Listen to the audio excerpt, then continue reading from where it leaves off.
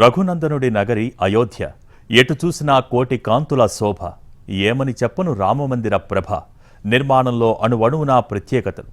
మహిమాన్విత నగరి విశిష్టత తెలిపేలా పుణ్యభూమి నుంచి ఎన్టీవీ స్పెషల్ రిపోర్ట్ ఇప్పుడు చూద్దాం. అయోధ్యాపురి అలనాడు సీతారాముడు నడయాడిన నేల. ఎన్నో వ్యయప్రయాసలు, కోర్టు కేసులు, సుదీర్ఘ పోరాటం తర్వాత మళ్లీ రామమందిరం నిర్మాణం అవుతోంది. అయోధ్య శ్రీరామమందిర ప్రారంభోత్సవం కోసం యావత్ దేశం ఆసక్తిగా ఎదురుచూస్తోంది. ఇప్పటికే ప్రత్యేక హంగులతో అయోధ్య రామమందిర నిర్మాణ పనులు చకచకా కొనసాగుతున్నాయి. ఈ నెల 22న రామమందిరం, బాలరాముడి విగ్రహ ప్రాణప్రతిష్ఠ జరగబోతోంది. ఇక అయోధ్య నిర్మాణాలపై మరింత సమాచారం మా ప్రతినిధి రాజు అందిస్తారు. అయోధ్యలో రామమందిర నిర్మాణం శరవేగంగా జరుగుతుంది. ఇప్పటికే ఎప్పుడెప్పుడా అయోధ్య రాముణ్ణి దర్శించుకోవాలని చెప్పి దేశవ్యాప్తంగా ఉన్నటువంటి ప్రతి ఒక్కరూ ఆసక్తిగా ఎదురు చూస్తున్నారు. సో ప్రస్తుతం రామజన్మ భూమిలో ఏ విధంగా అయోధ్య రామాలయ నిర్మాణం జరుగుతుందో చూస్తున్నాము. చూడొచ్చు, ఎదురుగా కనిపిస్తున్నదే అయోధ్య రామాలయం. రామజన్మ భూమిలో జరుగుతున్నటువంటి ఈ కార్యక్రమం జనవరి 22వ తేదీన ఇక్కడ ప్రత్యేకంగా ప్రాణప్రతిష్ఠ కార్యక్రమం జరగబోతుంది. అటు దేశ ప్రధానితో పాటు సాధు సంతువులు వీళ్ళందరూ కూడా హాజరు కాబోతున్నారు. ఈ ఆలయం మొత్తం కూడా నగరీ సాంప్రదాయ పద్ధతిలో నిర్మాణం జరుగుతుంది. ఆలయ వివరాల విషయానికి వస్తే తూర్పు నుంచి పడమర వరకు 380 అడుగుల పొడవు ఉంటుంది, 250 అడుగుల వెడల్పు ఉంటుంది. మొత్తం ఎత్తు చూస్తే 161 అడుగుల ఎత్తు ఉండబోతుంది. అంటే మొత్తం 3 అంతస్తులు, 392 పిల్లర్లు, స్తంభాలతో ఈ ఆలయ నిర్మాణం జరుగుతుంది.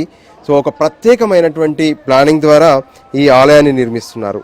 మొదటి అంతస్తులో శ్రీరామ దర్బార్, ప్రధాన ఆలయ గర్భగుడి, మరోపక్క బాలరాముడి విగ్రహం దర్శనం ఇవ్వబోతున్నాయి. 5 మంటపాలు ఉంటాయి. ఇందులో నృత్య మంటపం, రంగమంటపం, సభా మంటపం, ప్రార్థనా కీర్తన మండపాలు ఉంటాయి.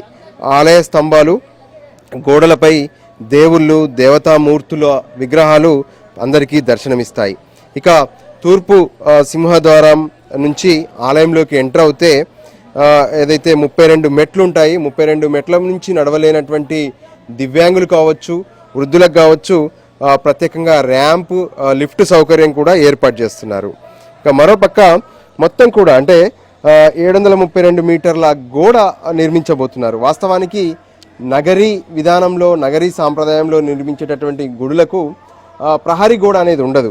కానీ ఇక్కడ మాత్రం 14 అడుగుల వెడల్పుతో ఉన్నటువంటి ప్రహరీ గోడను ప్రత్యేకంగా నిర్మిస్తున్నారు. ఉత్తర దక్షిణ ఆలయ నిర్మాణాలకు శైలిగా ఇది ప్రతీకగా నిలవబోతుంది. పర్యావరణ పరిరక్షణకు అనుకూలంగా ఉండేలా మొత్తం 70 ఎకరాల్లో, అంటే ఇక్కడ నిర్మాణం జరుగుతున్నటువంటి 70 ఎకరాల్లో 30% నిర్మించి మిగతా 70% గ్రీన్గానే ఉంచుతారు, అంటే పర్యావరణ పరిరక్షణ కోసం. అంతేకాదు పక్కనే దాదాపు 50,000 మంది భక్తులు ఏకకాలంలో సేదతీరేందుకు అన్ని వసతులతో ఒక ఫెసిలిటీ కాంప్లెక్స్ని కూడా నిర్మిస్తున్నారు. మొత్తానికి అయోధ్య నగరం ఇప్పుడు నూతన రామమందిరం, రామజన్మభూమిలో జరుగుతున్నటువంటి నిర్మాణం ఎప్పుడెప్పుడు పూర్తవుతుందని చెప్పి ప్రతి ఒక్కరూ ఆసక్తి ఎదురు చూస్తున్నారు. మొత్తానికి అయోధ్య మందిర నిర్మాణం చూసేందుకు కూడా పెద్ద ఎత్తున దేశవ్యాప్తంగా భక్తులు అయోధ్య నగర్కి చేరుకుంటున్నటువంటి పరిస్థితి ఇక్కడ కనిపిస్తుంది. కెమెరా పర్సన్ సంజీవ్తో కలిసి రాజు, ఎన్టీవీ. అయోధ్యలో శ్రీరామ మందిరం నిర్మాణం పూర్తి కావస్తుంది. సో ప్రస్తుతం మనం కార్యశాలలో ఉన్నాము. ఈ కార్యశాల 1990వ సంవత్సరంలో ఏర్పాటు చేశారు. ఈ పెద్ద ఎత్తున ఇక్కడ జరుగుతున్న కార్యక్రమాలను మనం చూడొచ్చు. ఇక్కడ ఉన్నటువంటి ఈ పిల్లర్స్ ఏవైతే ఉన్నాయో ఇవన్నీ కూడా బీమ్లు, పిల్లర్లు. ఈ పిల్లర్లన్నింటినీ ఇక్కడికే రాళ్ళు తీసుకొచ్చి వీటన్నిటిని కూడా చెక్కడం మొదలుపెట్టారు. సో రాతి పైన చెక్కడం అంటే అంతా ఇంత కాదు, వీటన్నిటిని చేతితో చెక్కడం. ఇదంతా కూడా ఆనాటి నుంచి 1990 నుంచి మొదలవుతే ఇప్పటి వరకు కొనసాగుతూనే ఉంది. ఈ విధంగా మొత్తం అంటే ఇక్కడ ఉన్నటువంటి ఏ విధంగానైతే జరుగుతున్నటువంటి రాళ్ళు ఇవి ప్రత్యేకంగా రాజస్థాన్, గుజరాత్ల నుంచి తీసుకువచ్చారు. ఈ రాళ్ళ పని అనేది ఇంకా కొనసాగుతూనే ఉంది. వాస్తవానికి అప్పటి నుంచి మొదలుపెట్టినటువంటి ఈ చెక్కడం అనేది ఇక్కడ తయారు చేసినటువంటి రాళ్ళన్నీ ప్రస్తుతం నిర్మాణం జరుగుతున్నటువంటి మొదటి ఫ్లోర్ ఏదైతే ఉందో ఆ ఫ్లోర్కు మొత్తం కూడా సరిపోతుంది. సో మనం ఎదురుగా చూస్తూనే ఉన్నాం. పిల్లర్లను గతంలో కొన్ని తయారు చేశారు, ఇప్పుడు మరికొన్ని తయారు చేస్తూనే ఉన్నారు. సో దానికి అనుగుణంగా వాళ్ళ పని అనేది కొనసాగుతూనే ఉంది. శిలను శిల్పంగా మార్చేందుకు ఆ శిల్పి చేస్తున్నటువంటి కృషిని మనం చూడొచ్చు. ఎందుకంటే ఆ శిల్పి ఏ విధంగానైతే తన శిల ద్వారా తను ఆ శిలకు ఒక ఆకారం ఇస్తున్నారు. సో అటువంటి ప్రయత్నాలు ఇది మొత్తం కూడా చేస్తూనే ఉన్నారు. అంటే 24 గంటలు ఇదంతా కొనసాగుతూనే ఉంటుంది. సో మనతో ఒకసారి శిల్పిని కూడా అడిగి తెలుసుకుందాం. భాయ్జీ, आपने बताइए आप कितना साल से ये काम कर रहे हैं? 2 साल से। 2 साल से। अभी ये कितने बजे शुरू करते, शाम तक कैसे चलते, इसका काम क्या कर रहे मैं 6 बजे, शाम को 6 बजे। अभी ये सारे अभी मंदिर बन रहे ना, वहाँ पर ले जाएंगे? हाँ, तहाँ ले जाएंगे। छाप हो जाएगा तो तहाँ ले जाएंगे। अच्छा, कितना लोग काम करेंगे? हमें 20 लोग को। 20 लोग। ఇక్కడ ఉన్నటువంటి ప్రతి రాయిలో అంటే ఏ విధంగా ఏర్పాటు చేశారు ఏంటి అనేది కూడా మనం చూడొచ్చు. ఏదైతే శిలపై దేవతామూర్తుల విగ్రహాలు ప్రత్యేకంగా కనిపిస్తాయి. మనకు ఇక్కడ గణనాథుడు కనిపిస్తున్నారు. సో గణనాథుడి విగ్రహాన్ని శిలపై ఏ విధంగా చెక్కారనేది మనకి ఇక్కడ స్పష్టంగా కనిపిస్తుంది. సో ఈ విధంగా అన్ని రకాలుగా ఇటు వైపు ఏ విధంగానైతే అటు సింహాన్ని, ఆ తర్వాత మళ్ళీ గజ ఏదైతే ఏనుగు ఆకారంలో, సో ఈ విధంగా పూర్తిగా కూడా ఒక ప్రత్యేక ఆకర్షణగా ఇక్కడ తయారు చేశారు. మనం లోపల కూడా ఇంకెన్నో శిలలు, ఎన్నో రాళ్ళు ఇక్కడ పెద్ద ఎత్తున కనిపిస్తున్నాయి. వీటన్నిటినీ ఇక్కడ ప్రత్యేక ఆకర్షణగా తీర్చిదిద్దుతూనే ఉన్నారు. వీటన్నిటిని అయోధ్య మొత్తం కూడా ముస్తాబవుతుంది. ఒకవైపు విశ్వ హిందూ పరిషత్, రామ్ జన్మభూమి ట్రస్ట్తో పాటు అయోధ్య డెవలప్మెంట్ అథారిటీ పేరుతో కూడా అయోధ్య నగరాన్ని పూర్తి స్థాయిలో అభివృద్ధి చెందేలా ఏర్పాట్లు చేస్తున్నారు. సో మొత్తానికి అందరూ ఎదురు చూస్తున్నటువంటి రాముడు రామ జన్మభూమిలో మరోసారి నూతన దేవాలయంలో అందరికీ దర్శనం ఇవ్వబోతున్నారు. కెమెరా పర్సన్ సంజీవ్తో కలిసి రాజు, ఎన్టీవీ. అయోధ్య రామ మందిర నిర్మాణంలో ఎన్నో రాళ్ళు శిల్పాలుగా మారి ఇప్పుడు అందరికీ దర్శనం ఇవ్వబోతున్నాయి. అయోధ్య మందిరం మొత్తం కూడా ఎక్కడ ఇనుమును, సిమెంటును వాడకుండా రాళ్లనే స్తంభాలుగా మార్చడం, రాళ్లతోనే ఫిక్సింగ్ చేస్తూ ఈ ఆలయ నిర్మాణం చేస్తున్నారు. ఇంతకీ ఈ ఆలయ నిర్మాణంలో ఎక్కడి నుంచి తీసుకొచ్చినటువంటి రాళ్లను ఉపయోగిస్తున్నారో తెలుసుకుందాం. ముందుగా మనం ఎదురుగా చూస్తున్నటువంటి ఇక్కడ ఉన్నటువంటి ఈ పెద్దటి రాయి నేపాల్ నుంచి వచ్చింది. నేపాల్ నుంచి ప్రత్యేకంగా గలేశ్వర్ ధామ్ నుంచి వచ్చినటువంటి రాయి ఇది మనకు కనిపిస్తుంది. ఇంతటి పెద్దటి రాళ్లను పెద్ద ఎత్తున ఇక్కడికి ముందుగా తీసుకొచ్చారు. ఆ తర్వాత ఈ రాళ్ల నుంచే ఏ రాయిలో నుంచి ఎటువంటి దాన్ని తయారు చేసుకోవచ్చు, అంటే స్తంభాన్ని తయారు చేసుకోవాలా, లేదంటే అక్కడికి కావలసినటువంటిది మరేదైనా తయారు చేసుకోవాల్సి ఉంటుందా అంటూ చూశారు. సో ఇక్కడ మనం చూస్తున్నాము, ఇక్కడ ఉన్నటువంటి రాళ్ళనైతే కట్ కూడా చేశారు. సో ఇక్కడ మనకు ఎంత ప్లెయిన్ గా కనిపిస్తుంది, అంటే ఇలా కట్ చేసినటువంటి స్టోను మనకు ప్లెయిన్ గా కనిపిస్తుంది. ఆ తర్వాత లోపల వైపు ఇలా ఉంటుంది, మరోవైపు ఇక్కడ రాయి కూడా కనిపిస్తుంది. ఇలాంటి రాళ్ళను తీసుకొచ్చి వాటిని షైన్ చేయడము, ఆ తర్వాత కావాల్సినటువంటి సైజులో వాటిని కట్ చేసుకోవడం. మనకు ఇక్కడ కనిపిస్తుంది రాజస్థాన్ నుంచి తీసుకొచ్చినటువంటి రాయి. మన దేశంలోనే రాజస్థాన్ రాళ్లకు ప్రత్యేకమైనటువంటి ప్రాముఖ్యత ఉంది. సో దానికి అనుగుణంగానే ఈ రాజస్థాన్ నుంచి కూడా పెద్ద ఎత్తున రాళ్లను తీసుకొచ్చారు రామాలయ మందిర నిర్మాణం కోసం. ఈ విధంగా ఎక్కడ చూసినా సరే ఈ రాళ్లను ప్రత్యేకంగా ఇక్కడ ప్రదర్శిస్తున్నారు కూడా. ఈ రాళ్లకే పూజలు చేస్తున్నారు. మనకి ఇక్కడ ప్రత్యేకంగా చెప్తున్నారు రాజస్థాన్ సే ఆయి తీన్ అని చెప్పి శిలాయే. సో ప్రత్యేకంగా ఇంత పెద్దటి శిల వచ్చిందని చెప్పి కూడా ఇక్కడ చెప్తున్నారు. సో ఇక్కడ మనం చూస్తున్నటువంటి రాళ్ళు కర్ణాటక నుంచి వచ్చాయి. ఇదంతా కూడా తిన్ శ్యామ్ శిలాయ అంటారు, అంటే శ్యామ్ శిల అంటారు. కొంత కర్ణాటకలో ఉన్నటువంటి రాళ్ళు నల్లగా ఉంటాయి. అంటే ఏదైతే గుడి నిర్మాణం అనేది మొత్తం కూడా పింక్ లో కనిపిస్తుంది, ఇదంతా రాజస్థాన్ నుంచి వచ్చినటువంటి రాళ్ళు. సో ఇక్కడ మనం చూస్తున్నటువంటి ఈ రాళ్ల ద్వారానే విగ్రహమూర్తులను తయారు చేశారు. సో ఈ విగ్రహమూర్తులను తయారు చేసినటువంటి రాళ్లకు సంబంధించి మనకి ఇక్కడ కనిపిస్తుంది ఏ విధంగానైతే నలుపు రంగులో ఉంటుంది, ఎందుకంటే కర్ణాటక నుంచి వచ్చినటువంటి రాళ్ళు మొత్తం కూడా ఇవి శ్యామ్ శిల అంటారు, అంటే నల్లటి రంగులో ఉంటుంది. కాబట్టి విగ్రహమూర్తులను వీటి ద్వారానే చెక్కారు. బాల రాముడి విగ్రహంతో పాటు ఇతర విగ్రహాలన్నీ కూడా ఇక్కడే తయారు చేశారు. సో వీటిని ఇక్కడనే తయారు చేసి ఈ రాళ్ల ద్వారా తీసుకొని వాటిని శిలలుగా మార్చి ఆ తర్వాత శిల్పాలుగా చెక్కడం, వాటినే దేవతామూర్తులుగా కూడా మలిచారు శిల్పులు. సో మొత్తానికి 3 ప్రాంతాల నుంచి ప్రత్యేకంగా నేపాల్, రాజస్థాన్, కర్ణాటక నుంచి వచ్చినటువంటి ఈ రాళ్లను మొత్తానికి ఇక్కడ పూర్తి స్థాయిలో వినియోగిస్తున్నారు. ప్రకృతి నుంచి వచ్చినటువంటి రాళ్లే ఈరోజు రామాలయంగా, ఆ తర్వాత ఆలయంలో ఉండేటటువంటి బాలరాముడు అంటే రామ్లల్లా విగ్రహం కూడా ఈ రాళ్ల నుంచే తయారైంది. సో మొత్తానికి అయోధ్య మొత్తం కూడా ఇప్పుడు భక్తులందరికీ దర్శనమిచ్చేందుకు సిద్ధమవుతుంది. ఈ రాళ్ల నుంచి శిల్పాలు తయారయ్యాయి. చివరికి ఆలయం కూడా పూర్తయింది. కెమెరా పర్సన్ సంజీవ్తో కలిసి రాజు, ఎన్టీవీ. అయోధ్య రామ మందిరం ప్రాణప్రతిష్ఠకు సిద్ధమైంది. జనవరి 22వ తేదీన ప్రాణప్రతిష్ఠ జరగబోతుంది. మనతో మాట్లాడేందుకు విశ్వ హిందూ పరిషత్ జాతీయ సంయుక్త కార్యదర్శి కోటేశ్వర శర్మ గారు ఉన్నారు. శర్మ గారితో అయోధ్య విశేషాలను అయోధ్య నుంచే తెలుసుకునే ప్రయత్నం చేద్దాం. నమస్కారం శర్మ గారు. ఎలాంటి కార్యక్రమాలు ఇక్కడ రూపొందించారు? మీరు ఎప్పటి నుంచి అయోధ్య రామ మందిర నిర్మాణం కోసం పనిచేస్తున్నారు? ఈ జడ్జిమెంట్ వచ్చినప్పటి నుంచి రామ జన్మభూమి మందిర్ నిర్మాణానికి ట్రస్ట్ యోజన చేసినప్పటి నుంచి ఈ నిర్మాణం పనిలో భాగస్వామిగా ఉన్నాను. ఈ అయోధ్యకి ప్రాణప్రతిష్ఠ కార్యక్రమానికి ఈ ఆహ్వానించబడినటువంటి సాధు సన్యాసులు, ధర్మాచార్యులు, ఆ తర్వాత విశిష్ట అతిథులు వాళ్ళ యొక్క నివాసాలకు సంబంధించినటువంటి నిర్మాణ కార్యక్రమం నేను ప్రత్యేకంగా చూస్తున్నాను. ఈ నివాసాల కోసం చెప్పని మూడు చోట్ల నిర్మాణాలు, ఆ తర్వాత దాదాపుగా ఒక 300 గదుల వరకు ఇక్కడ ఉండేటువంటి ఆశ్రమాలు, ఇక్కడ ఉండేటువంటి ఈ అయోధ్య ప్రజల యొక్క ఇళ్లలో ఉండేటువంటి 1-2 గదులు, ఆ రకంగా వచ్చేటువంటి విశిష్టమైనటువంటి అతిథుల కోసం చెప్పని ఇళ్ళు సర్వే చేయడము, ఆ రకంగా గదులు నిర్ణయం చేసి ఈ పనులు ప్రారంభం చేశాము. ఇక్కడ మందిరం కట్టడం అసాధ్యమని చెప్పి గతంలో భూపరీక్షల సమయంలో తేల్చి చెప్పారు. సో ఆ తర్వాత మీరు తీసుకున్నటువంటి టెక్నాలజీస్ ఏంటి? అక్కడ నిర్మాణ ప్రక్రియ ఎలా సాగింది?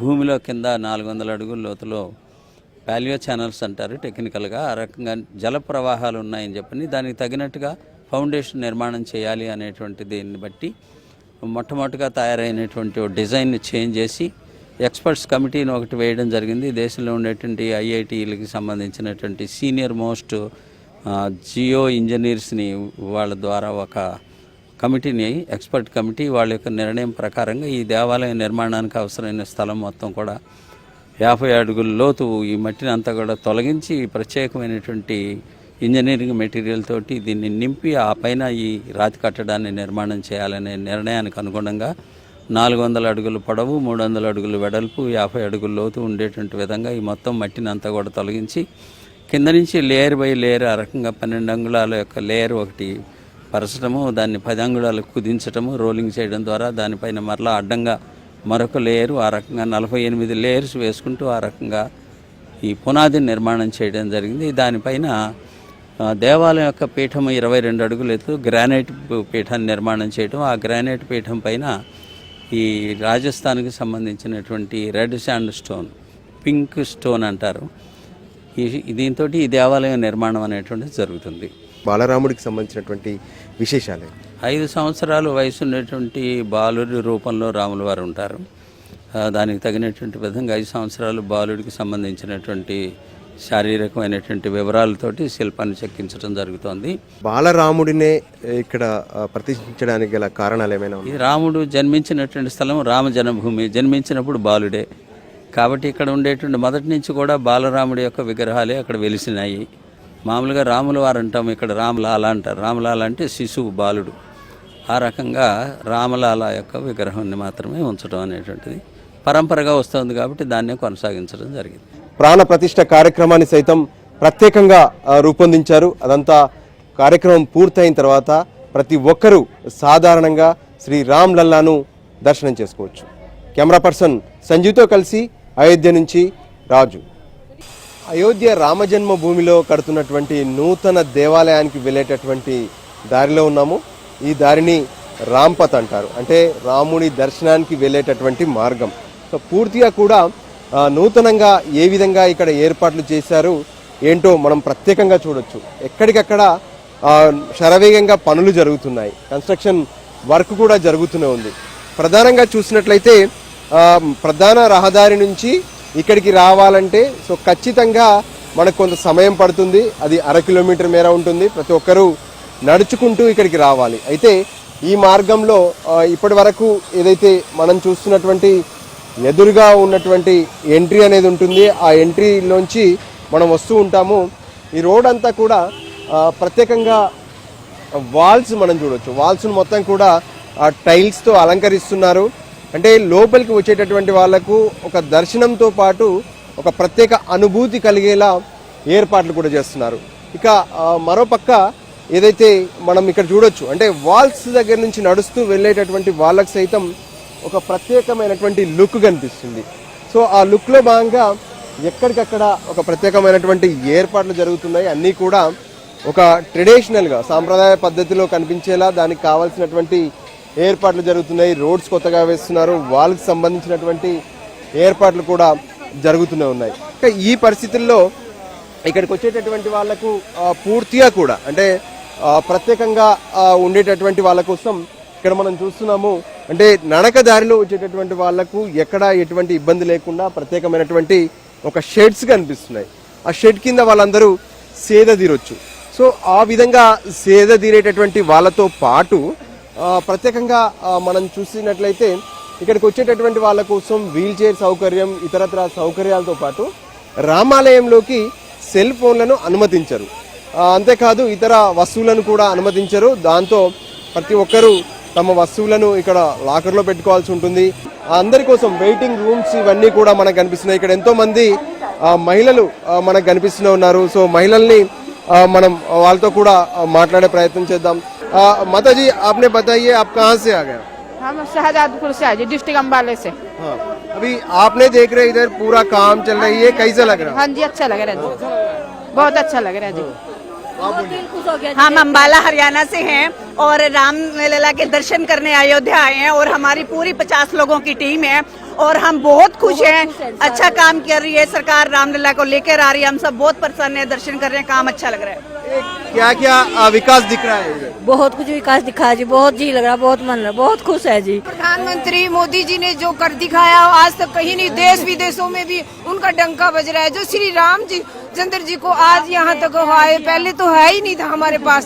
आज श्री रामचंद्र जी का ये भव्य रूप देखकर हम कहाँ से, हरियाणा से, सारी दुनिया से घूमने के लिए निकले हैं और जयकारा करते श्री राम श्री राम। ఇక్కడ ఉన్నటువంటి ఏర్పాట్లను చూస్తున్నారు. గతంలో ఇక్కడ ఏ విధంగానైతే దర్శనం చేసుకున్నారో వాటన్నిటిని చూసిన తర్వాత ఇప్పుడు ఎంతో సంతోషంతో మహిళలందరూ కూడా, మహిళలే కాదు ప్రతి ఒక్కరు సైతం ఇక్కడ దర్శనానికి వస్తున్నటువంటి పరిస్థితి కనిపిస్తుంది.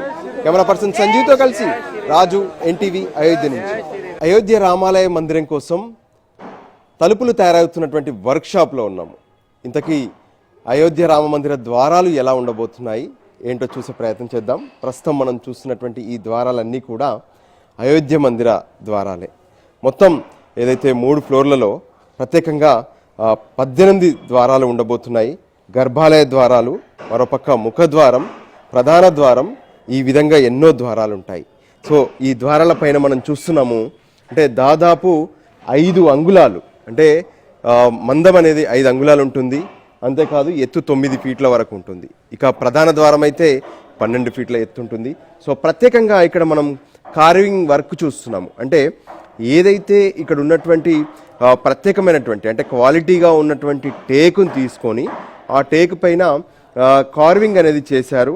మొత్తం కూడా ఒకవైపు పూల రూపంలో కావచ్చు, ఇక్కడ ఉన్నటువంటి స్పెషల్గా మొగ్గల రూపం, మరోవైపు ఇక్కడ ఎలిఫెంట్ అంటే ఏదైతే ఏనుగు ఆకారం, ఖచ్చితంగా గణపతి ఆకారానికి సంబంధించి వీటిని ఉపయోగిస్తూనే ఉంటారు. ఇక మరోపక్క స్వాగతం పలికేందుకు ఏ విధంగానైతే ద్వారాల వద్ద ఉంటుందో ఆ విధంగా స్వాగతం పలికేలా ఒక ప్రత్యేకమైనటువంటి డిజైన్స్, ఇవన్నీ కూడా శాస్త్రాలన్నింటినీ పూర్తి స్థాయిలో అధ్యయనం చేసి ఏవేవి ఉండాలి ఏంటి, ఇందులో కూడా మనం ఒక ప్రత్యేకమైనటువంటి ఆకర్షణ చూస్తున్నాము. ఏ విధంగానైతే ఒక ప్రత్యేకంగా పిల్లర్ రూపంలో ఉన్నటువంటి ఆకారం, ఈ విధంగా ఎక్కడ చూసినా సరే ఒక ప్రత్యేకతను సంతరించుకునేలా ఇక్కడ తలుపులు తయారవుతున్నాయి. ఇక మరో ఒక పెద్ద ద్వారాన్ని కూడా మనం చూస్తున్నాము. సో ఈ విధంగా ఎక్కడ చూసినా సరే ఒక ప్రత్యేకంగా ఏర్పాట్లు జరుగుతున్నాయి.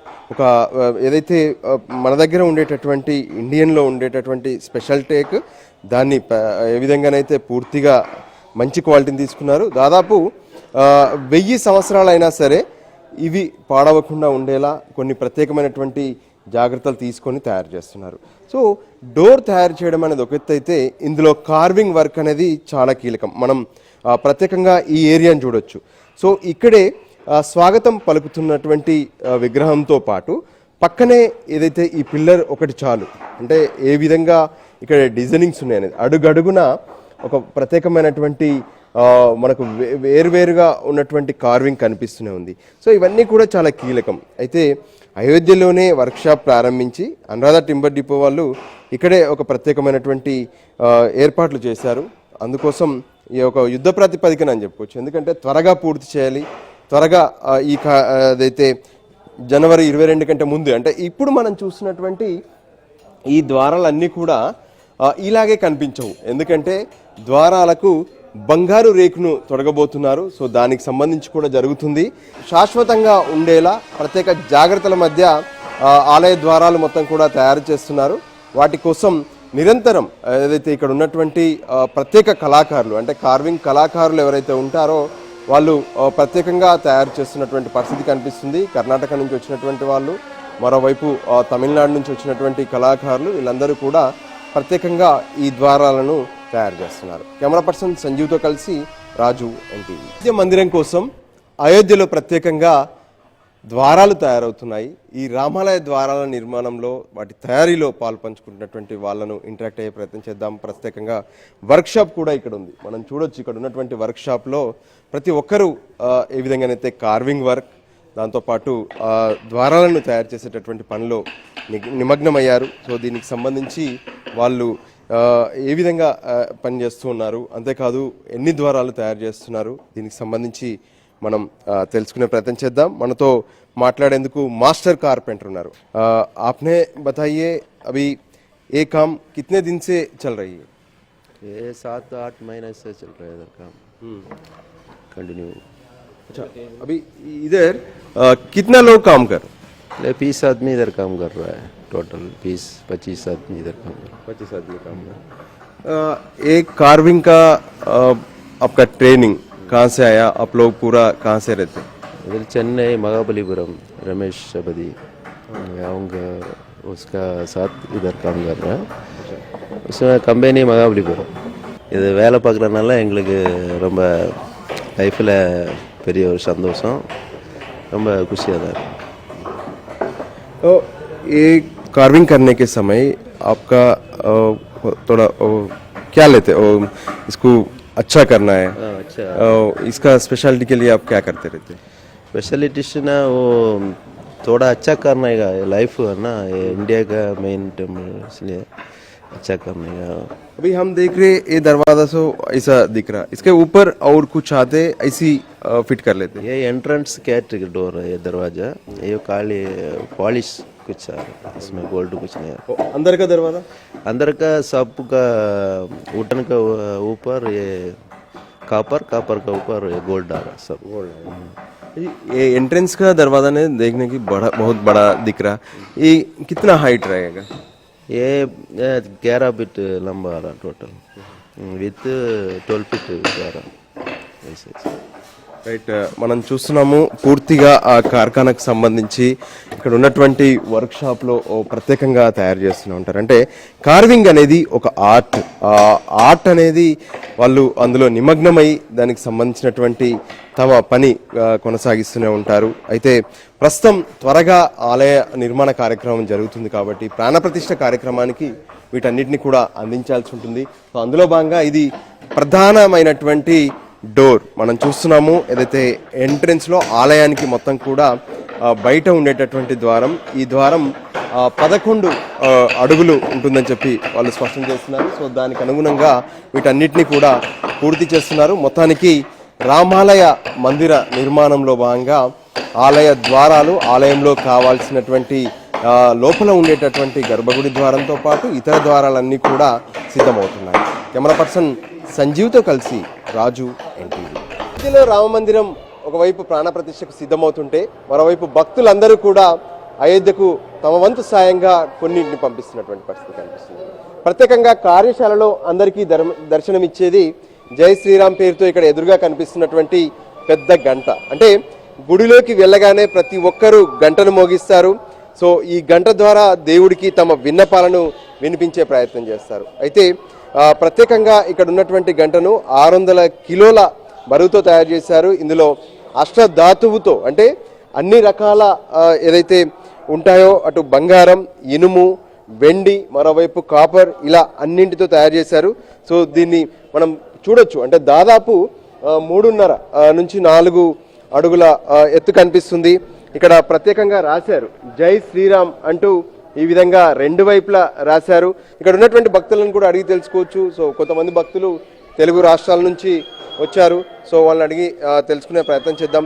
చెప్పండి, మీరు ఎక్కడి నుంచి వచ్చారు? ఇక్కడ ఉన్నటువంటి అయోధ్యను చూస్తుంటే మీకు ఏమనిపిస్తుంది? బాగా అనిపిస్తుంది. మాది రామగుండం నుంచి వచ్చినాం. ఏమేమి అబ్జర్వ్ చేశారు మీరు? ముందుగా గంట చూసాం, చాలా బాగున్నది. అది ఎంత అంటే ఈ 5 లోహాలతో తయారు చేసింది అంటుండ్రు.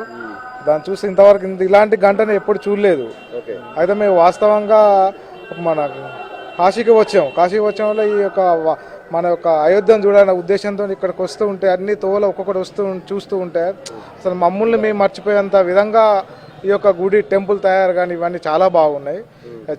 చూడడానికి 2 కళ్ళు సరిపోతలేవు, చాలా ఎక్సలెంట్గా ఉంది. గంటను చూస్తుంటే మాకు చాలా ఆనందంగా ఉంది. అంత పెద్ద గంటను కూడా నేను ఎప్పుడూ ఎక్కడ చూడలేదండి. అంటే ఇక్కడ శిలలు కూడా చెక్కుతూనే ఉన్నారు. రాళ్లను శిల్పులంతా కూడా ఒక శిలను ఏ విధంగానైతే ఒక ఆకారం తీసుకొస్తున్నారు. వీటన్నిటిని చూస్తుంటే ఎలా అనిపిస్తుంది? చాలా సంతోషంగా ఉందండి. అసలు ఇక్కడికి రావడం అంటే చాలా ఆనందంగా ఉంది. అయోధ్య ప్రత్యేకంగా చూడొచ్చు. అంటే ప్రతి ఒక్కరు కూడా అయోధ్యకు వచ్చారంటే సో ఖచ్చితంగా ఇక్కడ ఉన్నటువంటి ఈ 8 లోహాలతో చేసినటువంటి గంటను దర్శించుకోవడం, అంతేకాదు రామ మందిరం కోసం జరుగుతున్నటువంటి ఏర్పాట్లన్నింటినీ కూడా చూస్తున్నారు. అంటే ఏదైతే ఇక్కడ ఉన్నటువంటి స్తంభాలను తయారు చేసేటటువంటి పని, మరోపక్క ఇతర ప్రాంతాల్లో జరుగుతున్నటువంటి అభివృద్ధి పనులు, వీటన్నిటిని కూడా ప్రతి ఒక్క భక్తులు వీటన్నిటిని తిలకించి తమ మదిలో వాటన్నిటిని దాచుకొని తిరుగు ప్రయాణమవుతున్నటువంటి పరిస్థితి కనిపిస్తుంది. కెమెరా పర్సన్ సంజీవ్ కుమార్తో కలిసి రాజు. అయోధ్య రామ మందిరానికి దర్శనం కోసం వచ్చేటటువంటి వాళ్ళు ఖచ్చితంగా తమ ఇంట్లో అయోధ్యకు వచ్చినందుకు గుర్తుగా పెట్టుకునేందుకు ఎన్నో ఐటమ్స్ కొనుక్కొని వెళ్తుంటారు. ఇప్పుడు రాంపత్లో ఎక్కడ చూసినా సరే మనకు దర్శనమిస్తుంది. ప్రధానంగా అంటే జై శ్రీరామ్ అనేందుకు మనకు ముందుగా కనిపించేది జెండాలు. సో ఆ జెండాలు కనిపిస్తున్నాయి. దాంతోపాటు ఎన్నో రకాలుగా ప్రత్యేకంగా తయారు చేసినటువంటి కొన్ని వస్తువులను కూడా మనం చూస్తున్నాం. ముందుగా చూస్తే ఏదైతే రామ మందిర నిర్మాణాన్ని తలపించేలా ఉన్నటువంటి ఈ ప్రత్యేకంగా ఉన్నటువంటి అంటే గుడి మొత్తం కూడా ఇక్కడ కనిపిస్తుంది. 1, 2, 3 ఫ్లోర్లు ఇక్కడ స్పష్టంగా కనిపిస్తున్నాయి. గోపురంతో పాటు శ్రీ రామ మందిర్ కనిపిస్తుంది. ఇక దాంతోపాటు రాముడు అనగానే ముందుగా హనుమంతుడు గుర్తుకొస్తాడు. సో హనుమంతునికి సంబంధించిన గద మనం ఇక్కడ చూస్తున్నాం. ఎంతో షైనింగ్గా ఒక స్టోన్తో తయారు చేసినటువంటి ఈ గద మనకు కనిపిస్తుంది. ఇక ప్రత్యేక ఆకర్షణగా ఎన్నో రకాల కీ చైన్స్ ఇవన్నీ కూడా ఇక్కడ ప్రత్యేకంగా కనిపిస్తున్నాయి. అయితే రాముడు అనగానే దర్బార్ శ్రీరాముడు అని కూడా చెప్తుంటారు. సో దర్బార్లో ఎలా ఉంటారు అంటే సీతారాములు, దాంతోపాటు లక్ష్మణుడు, మరోపక్క హనుమంతుడు కూడా ఈ దర్బార్లో ఉంటారు. ఇది దర్బార్కు సంబంధించినటువంటి విగ్రహం. ఈ విధంగా దర్బార్ విగ్రహం ఉంటుంది. ఇక మరోపక్క విద్యార్థులు కానీ ఎవరైనా సరే ప్రతి ఒక్కరూ తమ వద్ద ఉంచుకునేందుకు ప్రత్యేకంగా శ్రీరాముడికి సంబంధించినటువంటి పెన్, ఈ పెన్ కూడా కొనుక్కొని వెళ్తున్నారు. ప్రత్యేకంగా ఈ పెన్ చూస్తుంటే అంటే పెన్లోనే ఇది మనకు సెట్ అయి కనిపిస్తుంది. సో ఈ విధంగా ఇది పెన్లో ఉండిపోతుంది. సో ఇలా ప్రత్యేకంగా పెన్స్ ఉంటే మరోపక్క మనం చూడొచ్చు షాప్స్ మొత్తం కూడా ఒక ప్రత్యేకమైనటువంటి అలంకరంగా ఇంట్లో ఉంచుకునేందుకు కావచ్చు, లేదంటే తమ బంధువులకు గిఫ్ట్స్ ఇచ్చేందుకు కావచ్చు, ఇవన్నీ కూడా మనకి ఇక్కడ కనిపిస్తున్నాయి. సో ఇక్కడ ఉన్నటువంటి స్థానిక వ్యాపారులను కూడా మనము అడిగి తెలుసుకోవచ్చు. అవి अयोध्या में कैसे लग रहा है भैया? अच्छा लग रहा है बाबू. पब्लिक देखे तो और यात्री को देखे तो पहले कितना लोग आते रहे थे, अभी कैसे आ रहा? पहले तीर्थ धाम खाली चलता था, अब सब लोकल और सब जगह के सब एरिया मिला के आ रहे हैं. हाँ तो दर्शन यात्री का भीड़ अब धीरे धीरे बढ़ रहा है. ये यात्री आए तो आपका व्यापार भी ज़्यादा चलेगा. अभी कैसे चल रहा है आपका व्यापार? चल रहा है, सब सही चल रहा है भैया। अब जब तक अंदर दुकान लग रहा है तब तक लगा रहे हैं, नहीं बाहर कहीं देखेंगे इंतजाम होगा। अच्छा, तो विकास बारे में भी बहुत दिख रहा है, विकास कैसे चल रहा है? विकास बहुत तेज चल रहा है, अयोध्या में चारों तरफ विकास का ही काम चल रहा है। రైట్, ఇది ప్రత్యేకంగా ఎక్కడ చూసినా సరే ఒక వికాస్ అంటే అభివృద్ధి అనేది జరుగుతుంది. 4 వైపులా కూడా అభివృద్ధి జరుగుతుంది. ఏ వాడను చూసినా సరే పని నడుస్తూనే ఉంది, ఏ ఇంట్లో చూసినా సరే పని నడుస్తూనే ఉంది. మందిరానికి సంబంధించినటువంటి వర్క్స్ కూడా జరుగుతూనే ఉన్నాయి. సో ఈ పరిస్థితుల్లో ఖచ్చితంగా ఇక్కడ అయోధ్య మందిరానికి సంబంధించి పూర్తిగా కూడా ఏ విధంగానైతే ఇక్కడ ఉన్నటువంటి వ్యాపారులకు సైతం వ్యాపారం పెద్ద ఎత్తున జరుగుతుందని చెప్పి స్పష్టంగా కనిపిస్తుంది. కెమెరా పర్సన్ సంజీతో కలిసి రాజు, ఎన్టీవీ. అయోధ్య రాముడి దర్శనం కోసం పెద్ద ఎత్తున భక్తులు తరలి వస్తున్నారు. మరి తెలుగు రాష్ట్రాల నుంచి ఇప్పటికే అనేక మంది చేరుకున్నారు. అయోధ్యలో అన్ని వసతులు అద్భుతంగా ఉన్నాయంటున్నారు. మందిర నిర్మాణాలు, నగరం రోడ్లు, వీధుల్ని చూస్తుంటే కన్నుల పండుగగా ఉందంటూ పరవశించిపోతున్నారు భక్తులు.